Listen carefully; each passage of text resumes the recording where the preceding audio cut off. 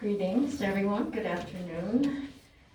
Thank you, Dawn, for the honor of being invited to say a few words about a dear friend and great poet, Wilma Elizabeth McDaniel. Before I do that, I wanted to add just a comment about Jim Plebda, whom we miss terribly to this day. His name, he's Polish, family is Polish, and so is mine. And his surname means he who will give bread, he who will give you bread. And not only did he give Wilma bread, he brought water from the mountains. So you can't do more than give someone bread and water, I think. And he was really her great last love, I think. All the women knew, we were fine with that. There's so many things I'd like to tell you about who she was and how she conducted her life, what good company she could be, what a wicked and informed sense of humor she had, or what a keen observer she was of her community. Nothing was lost on her, whether it was how poverty could erase denominational differences. She has a poem with the line, "You can't tell a Catholic from a Rosicrucian" in the bread line. She wrote one of her poems, or the color of a person's undergarments, usually a woman's undergarments, and what it predicted. Like red garters were an alarm indicator.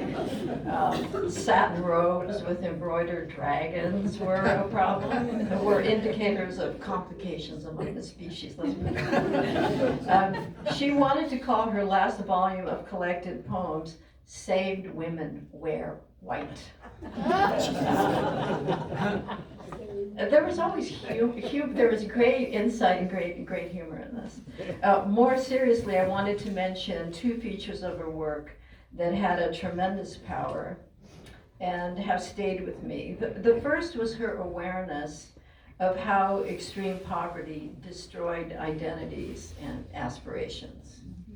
Young people would come up to her after she was better known and they would say, "Wow, wish I had been around during that time." That's how attractive she made it seem. And Wilma was mortified by that.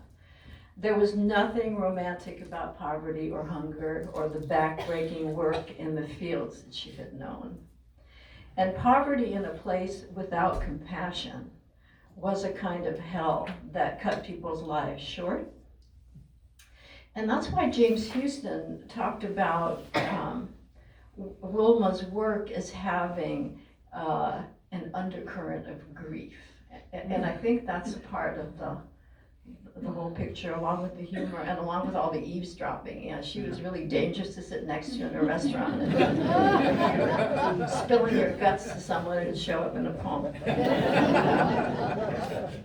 I have a friend, a poet, Manny Moreno, who used to ask his grandfather Manuel, who had fled the Mexican Revolution, "Why are we poor?" And his grandfather answered, "We ain't poor, son, we just ain't got no money."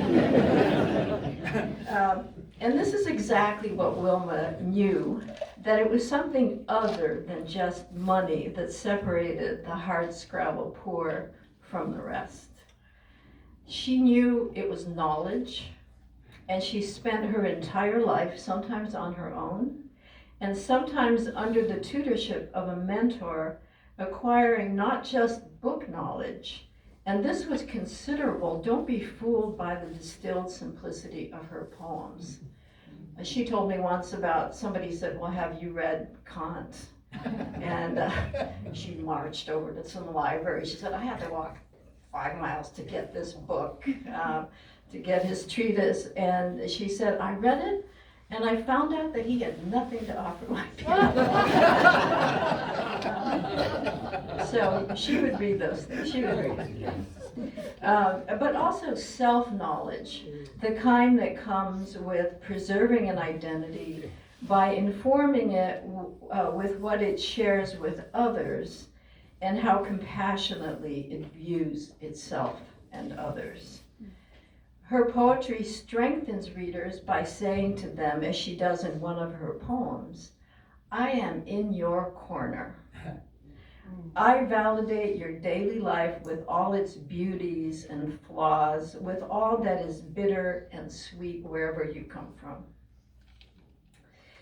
In Wilma's poetry, there's a fusion of two landscapes.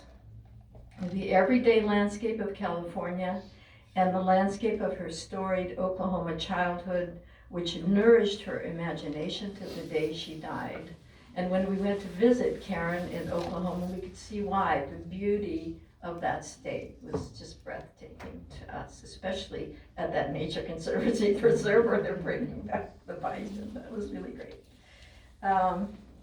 So she remembered the names of every little town, the color of her natal river, the blackjacks and post oaks. The California landscape had two faces, one of promise and one of desolation. The promise was often associated with riverine habitats, with the riverine lushness of the Merced River, as Karen read, and as in the following poem, a Dust Bowl Doxology.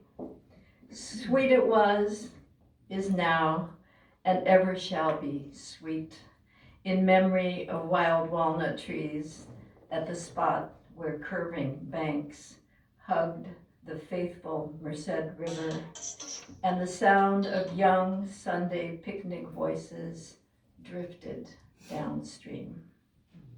And I always joke that Wilma was the only California poet to glorify the least charismatic habitat, the alkali sink. Its salty pools, favored by the toughest plants, the leanest rabbits, and birds with a highly developed sense of delayed gratification, shrikes. The last poem in the Highway 99 anthology is Wilma's poem entitled Self-Knowledge.